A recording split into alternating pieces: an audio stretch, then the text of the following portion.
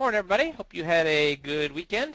As usual, this is the Monday morning meeting. This is Mike, and if you've got questions, concerns, things going well, things going poorly, now would be a great time for you to bring them up. You can either put them in the chat window or raise your hand, and if you're on a calling in or on a headset for voiceover, then I'll be more than happy to talk to you.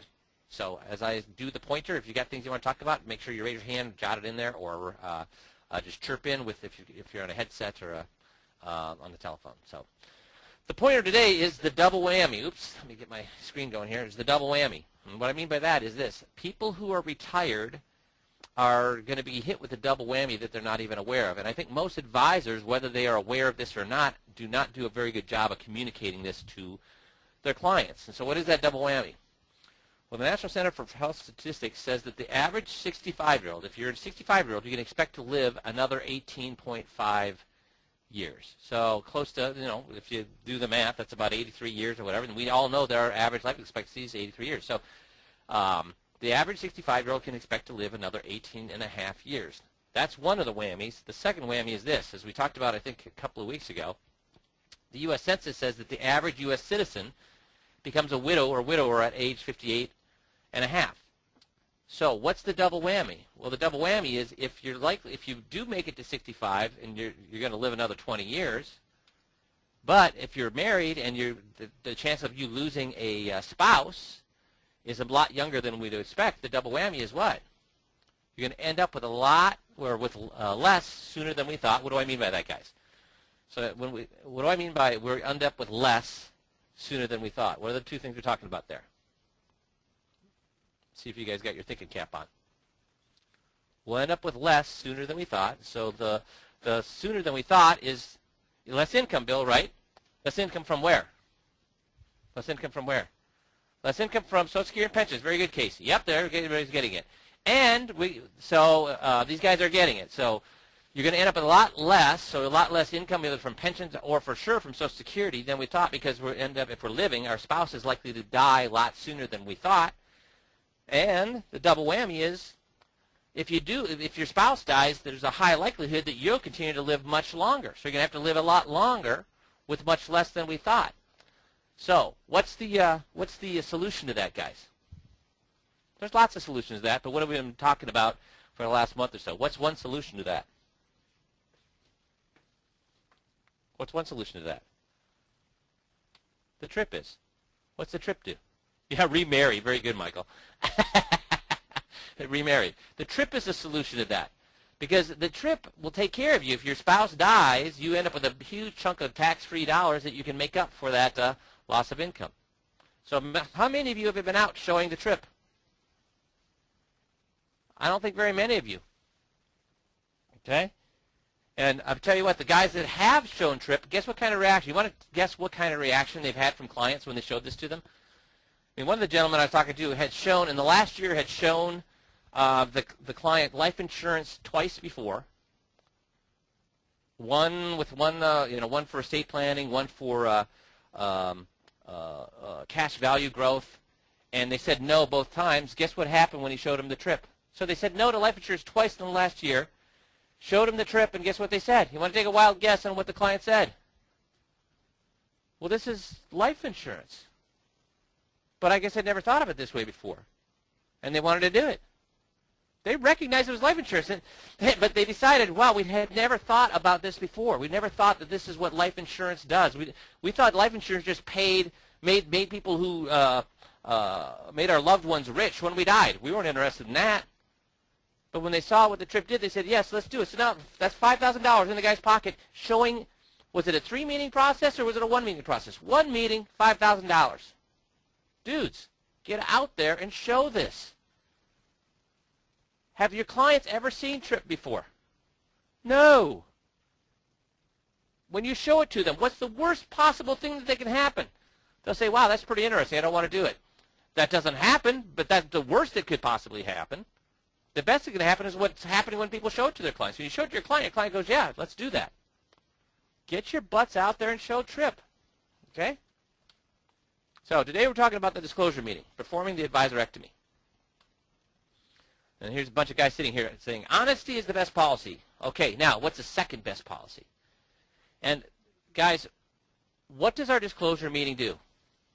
I mean, if you think about it, our system is probably the most ethical system out there. Why? Why is our system the most ethical system out there? What do we do? Why is our system the most ethical system out there? Guys, you should know this. What are you required to do by compliance? What's the number one thing you're required to do? Due diligence? Okay, but that's what is we required to do when we're showing a product? What does our compliance require us to do when we're showing a product or bringing a client on? Disclose, Fred. Exactly. Disclose, disclose, disclose. And how many advisors fully disclose how something works to the client? Well, we've been doing this for 12 years, and I've seen, I mean, we quit counting at 50,000 cases, and it's been another 6 years have gone by since we quit counting. And Michael's right, none. I've yet to find an advisor who fully disclosed what the client was doing. Or if he did it so fast the client didn't realize it. Because, guys, how much time do we spend on features, advantages, and benefits versus disadvantages? Come on. I mean, how much time do advisors spend on features, advantages, and disadvantages versus disadvantages? And we have to admit everything that we offer a client has disadvantages. Most advisors, and when I say most, no advisors, except people I've trained, show people or spend as much time on the disadvantages as the advantages. Generally what they do is they spend an hour and a half on the advantages, and they say, of course, you know, there's no guarantees here, and they're done in 15 seconds. They cover the disadvantages in 15 seconds and spend an hour and a half on the advantages. That gives us a huge advantage because honesty is the best policy. Honesty is the best policy. All we're going to do is be honest throughout the disclosure meeting. Okay? So that's what that's all about. And it's about being dumb, not being smart. Because here's the thing. Most advisors, and I spent 7 years doing this, so I'm as guilty as anybody, I wanted to show the client how smart I was. But when I showed the client how smart I am and point out all the problems they have and point out all the good things they can do, what do they do with that information, guys? 9 times out of 10, what do they do with that information? Because I wanted to show them I was smart, so I would show them all the things they're doing wrong. I'd show them all the great things that I had, and they say, wow, you're right, we are doing those things wrong. Wow, you're right, that is a much better thing. Yeah, they bring it back to their guy. 9 times out of 10, they're going to take it back to their guy. Why would they take it back to their guy? I'm the one that gave it to them, and that's just what advisors can't get through their heads. And I agree, it's confusing. You're thinking, why would they go back to the problem? Why would they go back to the guy who didn't know how to do this in the first place? So what are the 2 reasons, guys? Why do they want to go back to their guys? Because they don't like 2 things. They don't like change, Jeff, right? A loyalty bill, right? You're right. See, they don't like hassles, and they don't like confrontation. And leaving their guy is what? Full of hassles and full of confrontation. Exactly. You guys got it. Excellent. See, and it's also not about my product. What if I showed them a fantastic product that they'd never seen before? What are they going to do with that? If I show them a fantastic product, better than the one they have now, what are they going to do with that? They're going to go back to their guy and say, hey, can you do this? And what's the guy going to say? Yeah, I could do that. Now, the nice thing about Trip, if they go back to their guy about Trip, is their guy going to say, yeah, I do that? Or what's he going to say? I don't know what Trip is. But if you go back and try to show them a better annuity, a better fixed index annuity, a better VA, a better mutual fund, a better managed account, what's the guy going to say? Yep, I can do that. And it's easier to let him do that. So it's not about your product, and it's not about theirs. If all you do is show them how bad their product is, what are they going to do, guys? If you convince them their product they're in is totally bad for them, what are they going to do? And we think, obviously, if I show the product's totally bad for them, they're going to move to me. No. What are they going to do when you show the product is totally bad? They're going to change it. Who are they going to change it with? Their current guy. Isn't it a lot easier just to go back to your guy and say, hey, I hate this product, and what's he going to say? Okay, let's get you something else. I'll make another commission, no problem. So it's not about your product. It's not about theirs. It's about all the things their guy forgot to disclose. See, did he promote features, advantages, and benefits? You know he did. That's how he spent all of his time. Here's all the features it has. Here's all the advantages of it, and this is the benefits it's going to give you. But when he does that leave out a lot of important things? Yes, it does. See, and it's not about, though, I don't want you to think, point out that the advisor is making mistakes. Because if all you do is point out the advisor is making mistakes, their advisor made a lot of mistakes, what can you do when somebody makes a mistake? What do we almost always do when somebody makes a mistake, guys? Somebody that we're close to. Well, we fix it. Absolutely, Fred, we fix it.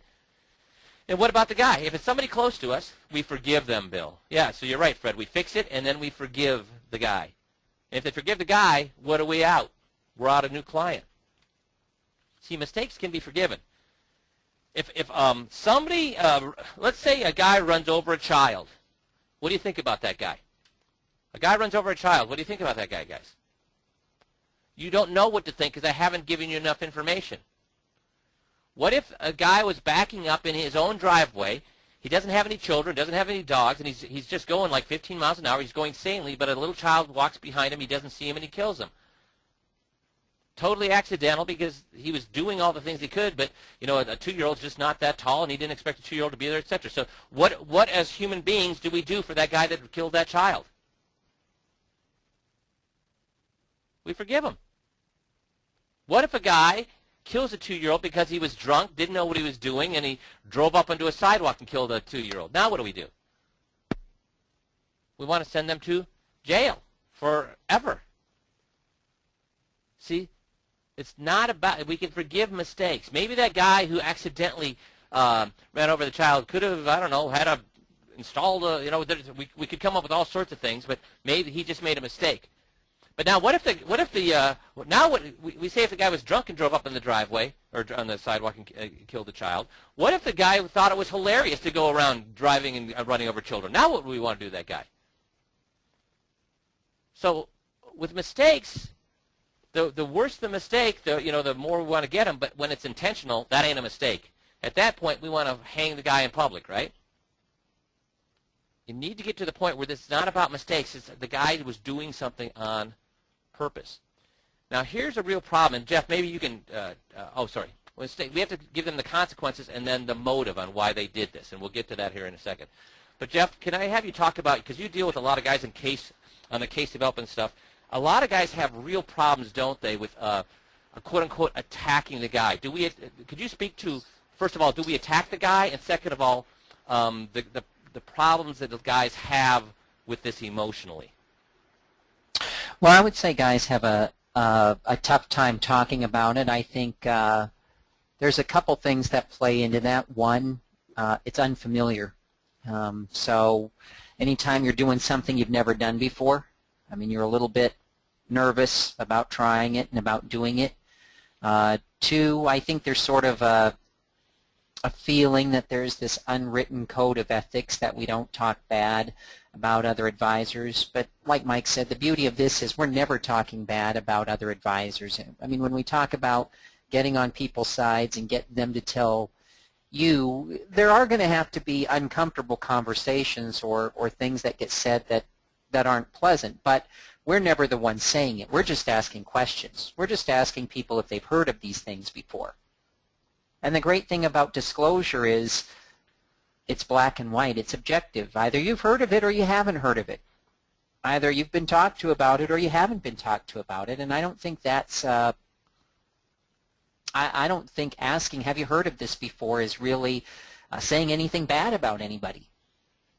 If they say, no, I've not heard of this before, this is the first time hearing of this, then the next question is why? Why? Why do you suppose this hasn't been covered with you in the past?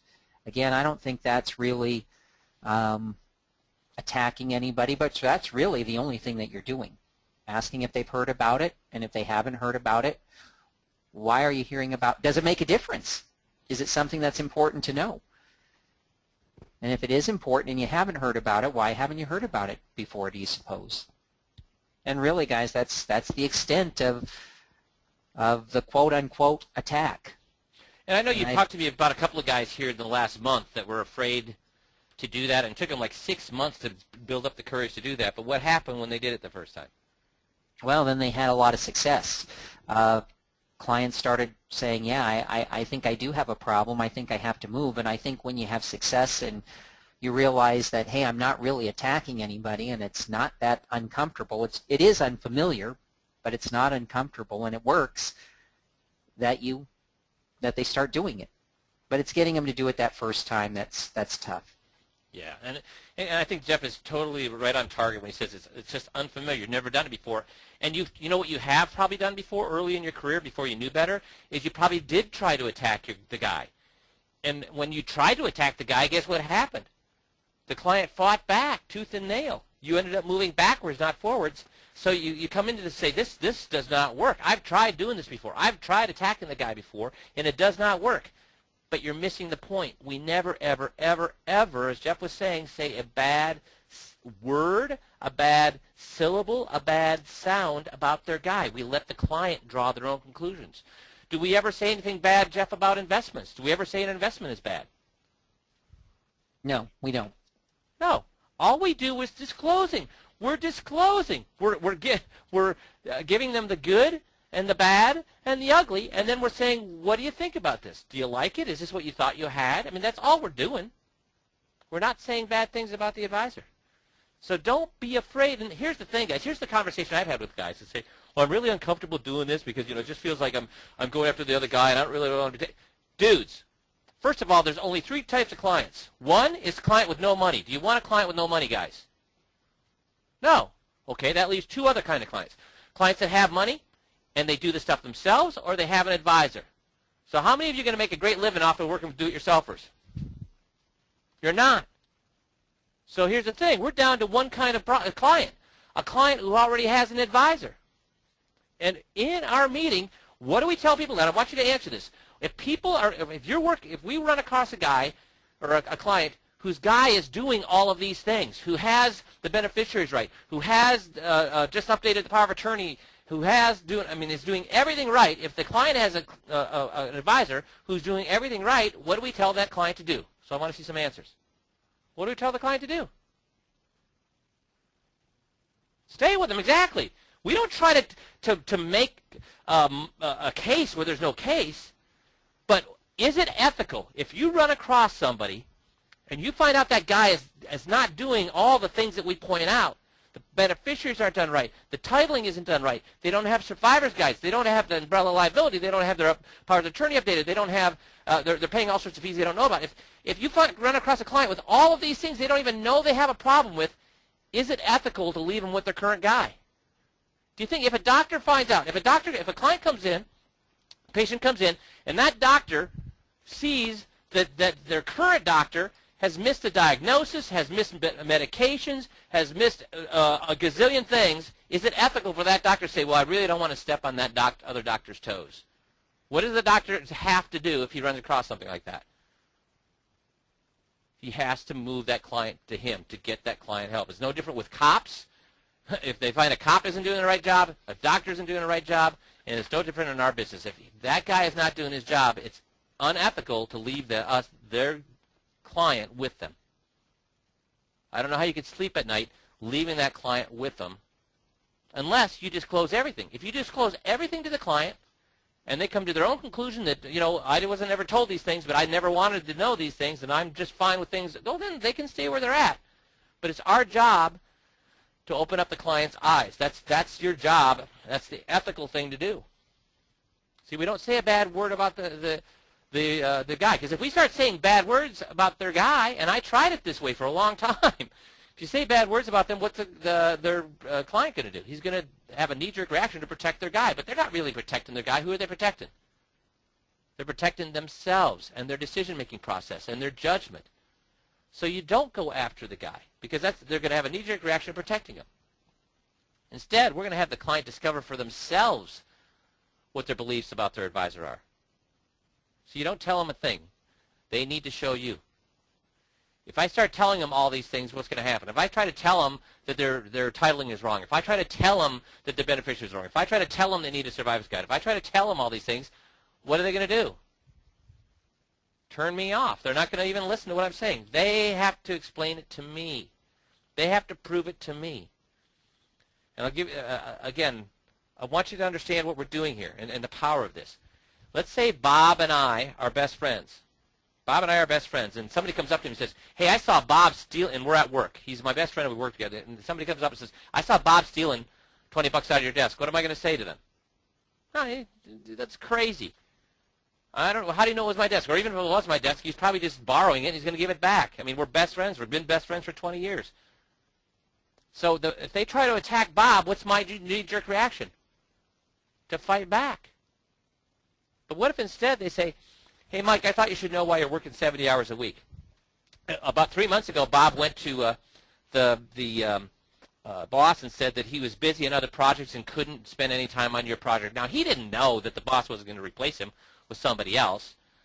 But that's what happened is he went to the boss, said he couldn't work 70 hours, and got put on another project. That's why you've been working 70 hours a week. So have I said anything bad about Bob? No, I'm just stating facts, right? I'm disclosing what happened. Now, or at least the guy that was telling me that. Now, as a friend, what do I think about Bob? Will I divorce Bob over that, or will I, next time I see him, say, hey, dude, you need to buy me a case of beer. You owe me one. I'm not going to divorce him, but I'm thinking that was kind of crappy for a best friend. So I'm gonna poke him in the ribs and say, dude, I know what happened. You owe me a case of beer. Okay, but then the person who told me about Bob said, well, there's one more thing. I said, what's that? And they said, remember your daughter's sweet 16 birthday last Friday? And you had to come into work? I thought you should know why. Bob had met a gal the night before, Thursday night before, and had brought her home, spent the night with her, and wanted to spend the next day with her, so he called in sick. And the boss said, Bob, if you can't come in, Mike's going to have to come in. And you know it's his daughter's sweet 16 birthday. And Bob says, well, then he's going to have to come in because I'm sick. I can't come in. Yeah, but here's the thing. He took this off a year ago so he could make his daughter's sweet 16th birthday. It's that important to him. Are you sure you can't come in? I have nobody else. If you don't come in, I'm going to have to make Mike come in. And Bob said, well, them's the breaks. I can't come in. Now what am I thinking about Bob? And then they say, well, there's one more thing. Well, what's that? Here, look at the security camera. And they're not even going to say a single word now. They're just going to show the security film to me, and there Bob is taking 20 bucks out of my desk. What do I think about Bob at this point? What's going to happen if I run into Bob in the parking lot, guys? Because what do I know about Bob? Is he my best friend, or has he been taking advantage of me? Has he been screwing me? And that's what this whole disclosure meeting is about. But did that guy ever say, guy, Bob's screwing you. Bob's really taking you to the cleaners. Bob's a real jerk. Did that guy ever tell me any of those things? No. He just disclosed to me some facts and let me draw my own conclusion. That's all we're doing here. So the meeting's set up as you're an advisor, not a financial salesperson. Why is that? See, if you go into the meeting, if you go into the second meeting and all you talk about is the money, what do they know about you guys? If the only thing you're talking about is money, what do they know about you? If I go out on a first date with a girl and the only thing I talk about is sex, what do they know about me? All I care about is sex. So if I only talk about money, they know, as Casey's saying, you're greedy, right? Because the only thing I'm talking about is money. They know I want to get my hands on their what? Am I there to help, or am I there to get my hands on their money? And if I'm going to point out all the problems they have with their money, do they think I'm doing it out of the goodness of my heart? Because I'm a charitable, philanthropic person. That's why I'm pointing out all these problems with their money. Is that how they see me? No, the only reason I'm talking about money is to what? Get my hands on the money. So I don't want them. So what do we talk about for the first 40 minutes of the disclosure meeting, guys? What kind of things do we talk about in general? What do we talk about for the first 40 minutes of the meeting? Of the disclosure meeting, the second meeting. What do we spend 40 minutes talking about? What is it? What are we talking about? Or what? Let me put it differently. What are we not going to talk about for the first 40 minutes?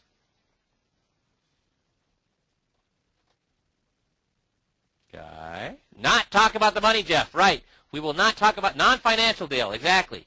So the first 40 minutes is spent talking about the non-financial. And a lot of advisors have problems with it. They're like, Mike, I don't make any money on this. You make a ton of money on it because it's setting you up as an advisor. See, think about this. At the second meeting is the disclosure meeting. We're talking about the survivor's guide, so it makes you look like a funeral professional. And then we're talking about medical powers of attorney. It makes you look like a medical professional. Then we talk about umbrella policies. It makes us look like a property casualty professional. Then we talk about ID theft, and then it makes us look like a security professional. Then we talk about titling on bank accounts. We look like a banking professional. Then we talk about powers of attorney, and we look like a legal professional. Then we talk about taxes. We look like a tax professional. So for the first 40 minutes, we look like a what? When you add all these things together, what do we look like? That we're there to part them from their money, or we're there to what? If the first help them, right, Jeff? We're there to help them, right, Casey? Professionals, Bill, exactly. We look like professionals. We're there to help them. So when we finally roll into the money, do they look at us and say, oh, he's just trying to part us from the money? Or do they look at us, oh, he's talked to us as a professional about all these other things. Now he's just talking to us as a professional about the money. See, all their resistance, their whole thought about all this guy wants to do is part me from my money, that's gone. Because they're just saying, oh, this guy's a consultant. This guy's here to help us. This guy's here to put us in a better position. That's why we do all those other things. Does that make sense? Also, they find out that their guy didn't do all these other things. So the non-financial, the survivor's guide, the medical power of attorney, quality of life directive. So the survivor guide, we look like a funeral director. Medical power of attorney, quality of life director, we look like a medical professional. Will and trust, we look like a law professional. Then we look like a security professional with ID theft. An umbrella, we look like a property casualty. So we do all of these non-financial things. And when we're doing the non-financial things, here's what we're trying to do. Why would you want these things? So we have to have them tell us why they'd want these. Should we tell them why they need these things? Or should they tell us why they want these things? Is that the same thing? If I tell them why they need these things, or they tell me why they want these things, is that the same thing, or is that diametrically opposed? Yeah, exactly. Number 2 is right. No, they have to tell me they want these things. And then we need to, they need to, after they tell us they want these things, they have to tell us that they need these things, because they have to know the consequences of not having them. We need to create a sense of urgency that if they don't take care of this tomorrow, bad things could happen, and it would ruin their happiness and their family, and it's not about the money. So we're going to have them tell us the benefits of these things, and then we're going to have them paint a picture of what their life would look like without these things. So that's the consequences. But am I ever going to tell them exactly what the problem is with those things? If we find problems, and we always do find problems with those things, will I ever tell them the exact problem? No. You're not going to tell them the exact problem, because if you do, they can go back and what? Fix it. With who? Us or somebody else? Somebody else. So what we do is we have them tell us why something is needed, why the survivor's guide is needed, or why the power of attorney is needed, or why correct titling is needed. And then we walk through and say, boy, if this situation happened and you didn't have this done right, boy, what could happen to your family? And then they tell us the consequences of not having this done right. And then they're going to find out, oh, well, we don't have that thing. So we could experience those consequences. So that's what we're trying to do with the financial. We could go after their guy with a non-financial, but instead we leave it more that, boy, it would have been nice if my guy had covered these things. We're not going to try to paint the guy as a horrible guy because he didn't do these things. But they start to think, because when they come, first of all, guys, when they come into your office, how great do they think their guy is? And this is a big mistake that a lot of advisors make when they say, well, they don't. If they like their guy, they wouldn't be coming in to see me. Bull crap. If they didn't like their guy, they would have left him a long time ago. You're right, Bill. They think the guy is super. But after the non-financial things, they start to think, well, geez, he missed a lot of things here. I guess he's not quite as good as I thought. They're not ready to leave him yet, but we've knocked him off his pedestal, and they start to think he's not quite as good as I thought. He should have been doing these things. So this is the point where they're kind of disappointed and maybe even starting to get a little irritated.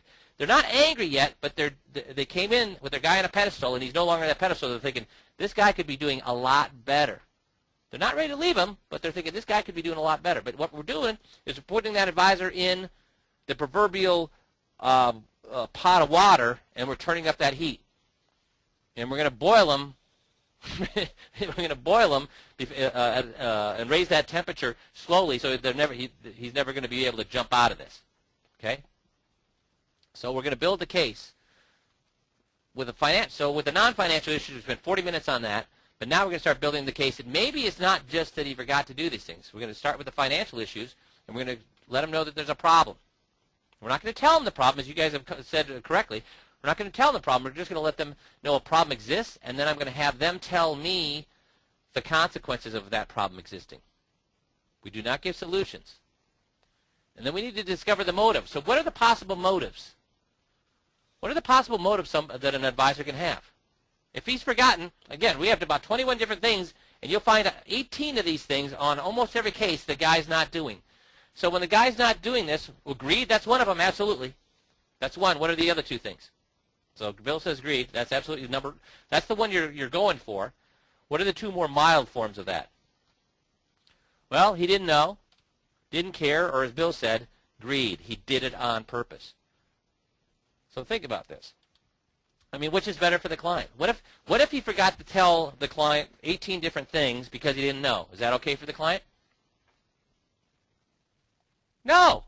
I mean, regardless of whether he didn't know, didn't care, did it on purpose, the client's still in a crappy situation, right? But there is a difference here. If he didn't know, well, I guess I could forgive him because that might have been a mistake. If he didn't care, well, I could forgive him less, but he did it on purpose. I will not like that guy at all, and I want to leave as quickly as possible. But for all intents and purposes, though, it doesn't matter which one of these. And if you think about it, you know, we talked about earlier with Jeff that what happens, or do you have to say that the guy is bad? What if we never said the guy was bad at all, never even tried to, but we did a good job of walking through where they said they realized that well, he didn't know these things. So let's think about this. What if they found out that they were had missed 18 things because their guy didn't know it, that just happened to put him in a better situation and them in a worse situation? What if you got to the point where the 18 things were missing, all of them that put the client in a worse position, and all of them put the advisor in a better position? Could you possibly explain to the client that, well, he just did these 18 things because he didn't know? Do you think they're going to believe that? If all 18 things put them in a worse position and the client or the advisor in a better position, will they believe that it was all because he didn't know? Do you think they're going to believe that? No. Right, Jeff, they're not. How could they possibly believe that just so happened 18 things put the advisor in a better position and them in a worse position? So even if you didn't go for the throat and have the client discover, and again, when I say go for the throat, guys, are you going to say a bad word? No. But what you're going to do is have the client discover things. So you could have them discover that they didn't know these things, or you could have the client discover they didn't care about these things, or you could have the client discover that he did these things on purpose. But if you were really uncomfortable with having the client discover that he did it on purpose, even if you were afraid to do that and just had it so that he didn't know these things, eventually the client's going to come to the conclusion that, you know, this did not happen because he didn't know it. It happened because he did it on purpose. But the big problem here that Jeff and I see with guys is they go through and they do get the client to understand that these things are missing. So, Jeff, if the client finds out that these things are missing, is that good enough? No, that's not good enough. If they find out that they could have better investments, or their titling needs to be changed, or their beneficiaries need to be updated, then what they'll do is they'll go and change their titling and update their beneficiaries, and they may even change their investments. So they'll change investments, but they won't change guys. If you never talk about the guy, they won't change guys. So if you just get to the point where they didn't know these things, when I say they, I mean the client didn't know these things, and they find out these things, that's not good enough. If they find out that they didn't know these things and it put them in a worse position, that's still not good enough. Because, Jeff, how many guys have you talked to say, I nailed it, I nailed it, I nailed it? Because they hate their investments. They think they're in the worst investments possible. So they found out that things had been missing, that they hadn't been told things, and they found out that it put them in a worse position. So we got two of the three, right? Right. Because we need the number one, as they find out they're missing things. Number two, that it puts them in a worse position. And number three, what it does for their current guy. So what if you get to two, where they find out that they're missing things, they weren't told things about their VA, and then they find out that their VA was horrible. And you've had guys tell you this, Jeff, right? It's in the bag. I'm getting this client because they hate their investments, whether it's a money manager or a variable annuity or whatever. They hate that investment. Yeah, if they hate their investments, they'll change their investments. But they won't change their guy. Right. So you have to do all three. They have to figure out they're missing information. Information was not given to them. Number two is that because of that, they're in a worse position. And number three, they have to discover what position that put their guy in. We're not going to tell them that the guy did something wrong. We're just going to say, what position did this put the guy in? Is everybody getting this, or is it confusing? Okay, so I'm not getting any. Okay, so you have to get all three. That's good. Okay, good. So didn't know, well, it means he didn't understand it, didn't know a form existed, didn't know. So this is the weakest form, didn't know. But even with the weakest form, if all you get is that the guy didn't know this, it's still okay. It still works out fine. So he doesn't understand something, he didn't know a form existed, didn't know how to do that technique. You know, for example, we could say that, you know, the power of attorney, he probably thought this wasn't a big deal for him. He didn't know that really any time that the whole purpose of the power of attorney is to get money to you when you need it most. So he just must not have known that. Or he didn't know how to do the titling on your accounts to make sure that you didn't have to go through probate. Or he didn't know that these fees existed. But you could see, even if the client found out he didn't know about these things, would that still work? Absolutely. But we don't. Once we get really good at this, we're not happy with just that. We're going to get that he didn't care. So because time is money, he's thinking, if I don't make money on this, I'm not going to bother with it. And tell me how many guys look at things this way. In fact, we have to fight it when guys first come on to the system because they're like, Mike, why am I worried about the survivor's guide? Why am I worried about the property casualty if I don't sell property casualty? Why am I worried about titling into banks? Why I don't make any money on that? Guys, because you're their advisor. You're their financial advisor. So if you want to call, if their advisor that they're working with now wants to call themselves a stock salesman or a mutual fund salesman or a variable annuity salesman, that's fine. But if they're a financial advisor, they better be taking care of the client's what? Financial matters. From A to Z. So what time is, they didn't care. How would that work with the power of attorney? Well, he knew how to do it right, but he didn't want to bother. He said, it's not my job. Go deal with somebody else. With titling, well, I know it wasn't done right, but that's not my job. Those accounts are over at the bank. Or with fees, hey, why are you caring about fees? I mean, I'm not going to, my client shouldn't care about fees. They're getting good service from me, so why should I show it to them? That's an example of didn't care. But what we really want to move at is did it on purpose? He had a vested interest in not getting it done right. He made more money. Now, how could he? Why would an advisor want a power of attorney not to be done right? Well, what are power of attorneys designed for? To put money in or take money out? What are power of attorneys designed for? To make it easier to put money in or to take money out? Take money out. So why would an advisor? Now we don't do this.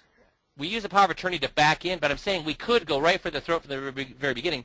We do not do this, but I want you to understand this.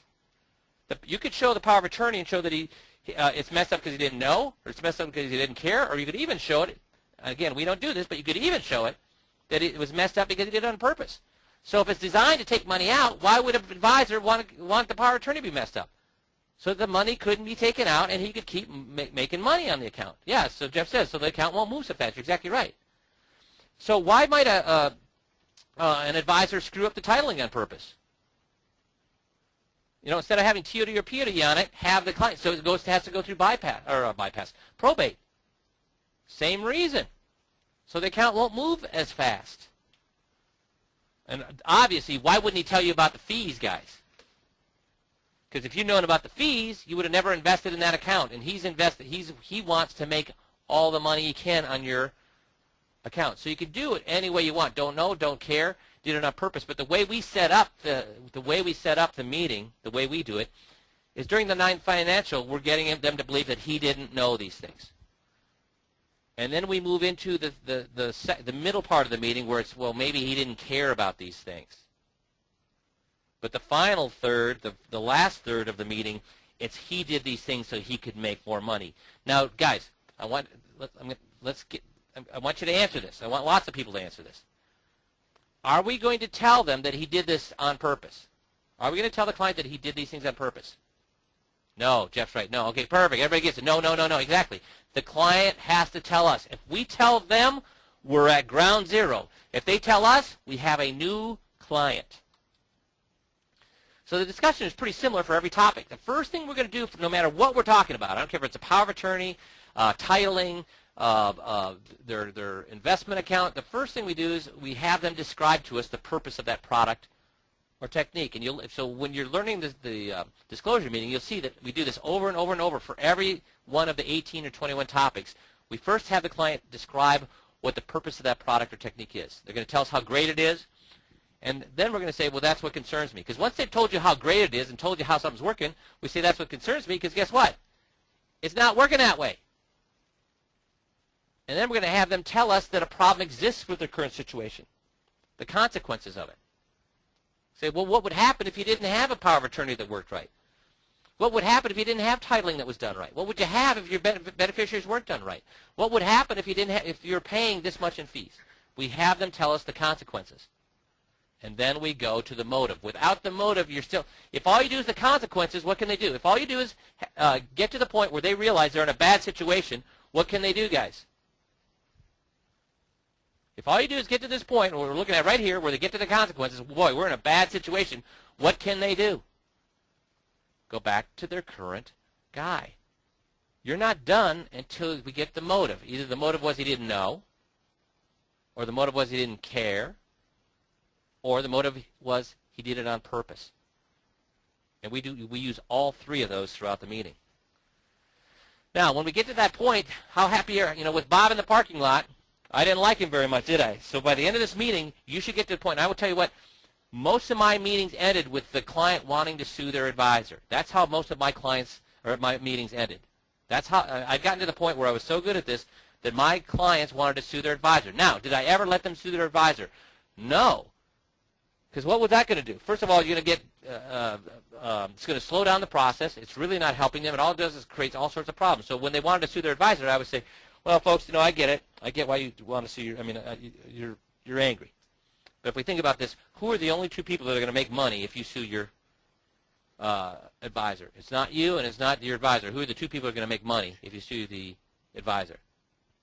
And they always come up with it. They always say, well, the attorneys. They say, yeah, it's the attorneys. So really, the whole reason you're mad is why, and then they tell us why. I say, well, yeah, you're right. They're taking advantage of you. And why are they taking advantage of you? Well, because they want to make money. All they care is about making money. Exactly. So if we really want to hurt them badly, what's the best way to hurt them? Take the money away from them. Yeah, isn't that really the way to hurt them? So we could sue them and drag this thing for 6 months or a year through the courts, or we could hurt them right where it hurts them worse, which is where? Right in their pocket what? Their pocketbook, exactly. So is this something that you want? I mean, what do you want to do? And they say, well, we want to move this money as quickly as possible. I say, okay. Now, when they get to that point, though, do I move the money? Do I move the money right then at the end of that meeting where they want to move the money desperately? Nope, you're right, Casey. No, because here's the thing. When they came in that day, did they have any idea that they were going to move the money? Or did they just think they had maybe a financial head cold and they found out by the end of the meeting they had financial cancer? So this takes them by surprise. So if I try to move all the money, and they will move it. They are so angry at that point, they will move the money, no problemo. But then they go home and do what? They say, holy cow, what just happened? We go in, we think we're going to get a few good ideas, and we just moved all of our money. What kind of black magic did Mike do on me? And then I get a phone call at midnight on my voicemail saying what? Hold off on everything. And when will they ever call me back? You're right, Jeff, buyer's remorse. When will they ever call me back? They won't. So do not move the money then. You move the money at the next meeting because it shows that you're not trying to buffalo them into something. And guys, if you do a good job with the disclosure meeting, they hate their guy, is that really a problem waiting till the next meeting? No. It's not. So instead of moving the money, what I do is I ask 3 questions. I say, oh, does this give you a better, so at the end of that disclosure meeting, I say, does this give you a better idea of where you are today than when you first walked in today? And they always say, yeah. I say, well, what, do you want to continue doing things the way you are right now? And they say, no. And I say, well, what do you want me to do about it? Why do you think I have an open-ended question like this where I say, what do you want me to do about it? I want a little movie in their head. And what's that movie? What do you think I want that movie showing? I want that movie in their head showing that I am taking care of them, that they're moving all their accounts to me and I am their guy. I want that movie going on in their head.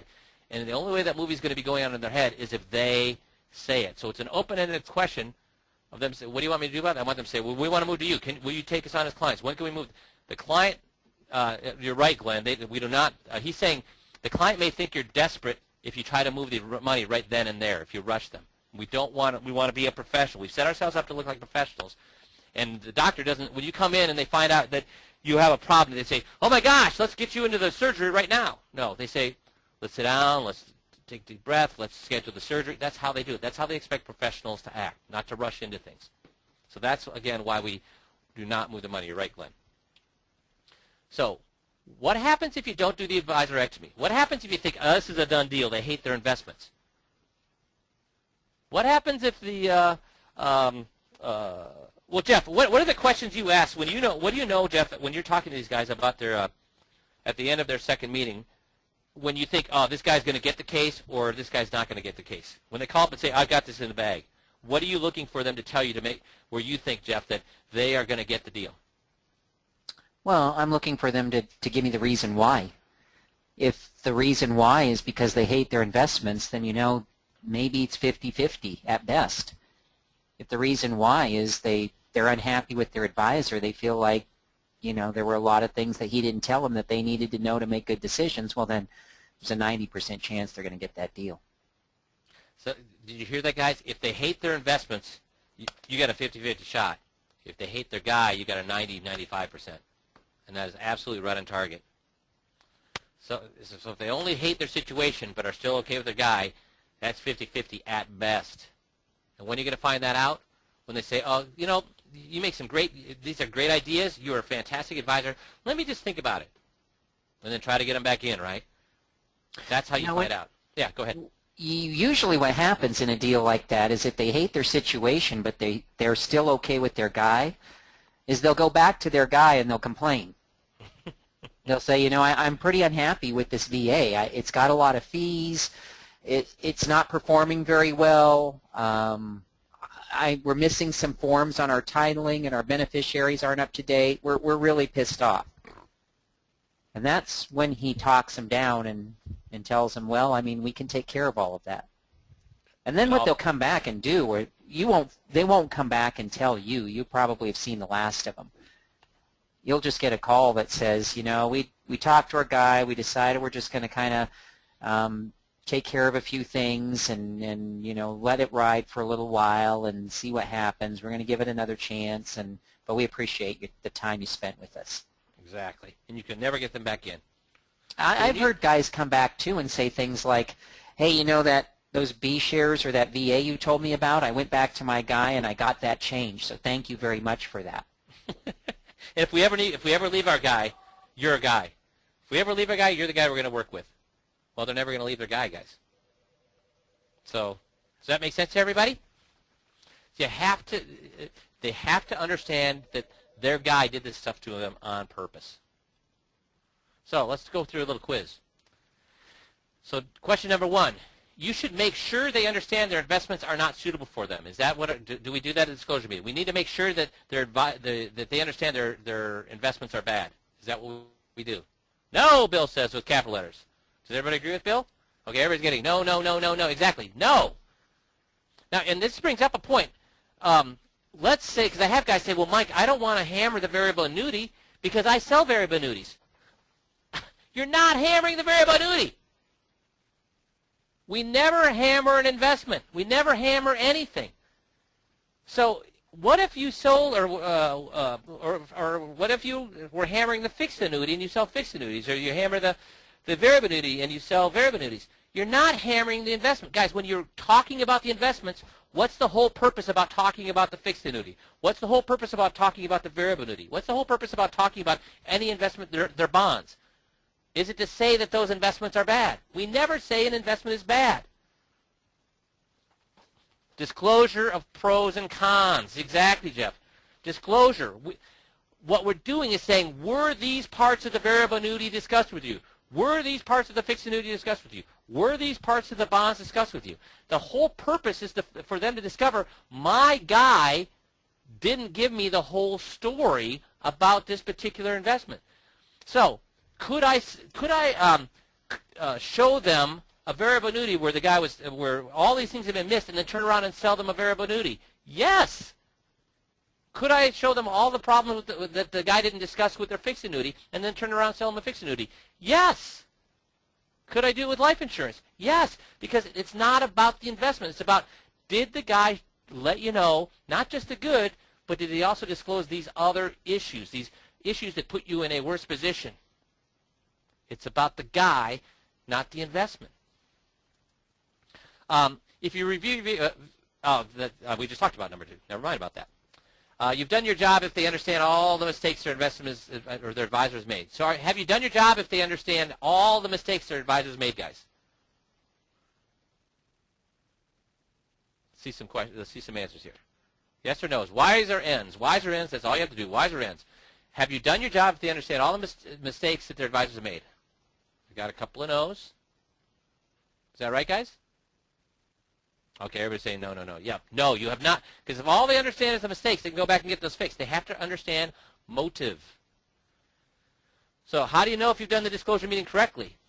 What do you need the client to say in order for you to know that you've done the disclosure meeting correctly? I hate my investments. I can't wait to get these things changed. Is that what you want to hear?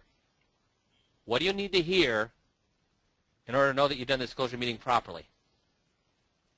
I hate my guy. Don't like my advisor. Exactly. My guy lied. Exactly, exactly, exactly. Okay? So this is, guys, by being the honest guy here, here's the great thing.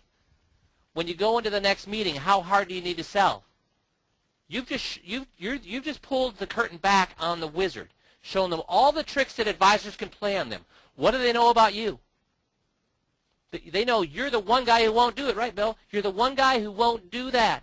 So when you go to the next meeting, guess how? As long as you have a reasonable proposal for them, I mean, you can't come in with something that has a 20% penalty and it's illiquid for 20 years. I mean, that's not. But as long as your solution is reasonable, they're going to move.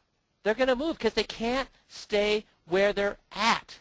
They hate their guy. How long are you going to keep your money with somebody that you don't trust, guys? A month, a year, or hours? How long are you going to keep money with somebody that you don't trust? Somebody you know that's screwing you.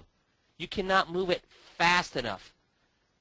And you're so interested in moving that money, you don't care as much about where it's going as getting it out from where it's at. Does that make sense?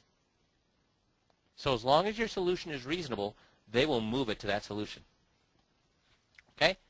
So this is why honesty is the best policy. This is why this is the most ethical selling system on the market, and we've been using it for 12 years. I've got guys who have been using it for 12 years, and it works just as good today as it did 12 years ago. So please, invest the time to use the software, use this proposal, because it's unbelievably effective. And nothing out there has been tested as much as this disclosure meeting has been. I mean, like I said, 50,000 meetings using it, and we stopped counting 6 years ago. So probably 100,000 times it's been used out there. Okay, and it works. Super. That's all I got for you, and I appreciate you being on the call, and we will talk to you all next Monday. Thanks, everybody. Have a good one.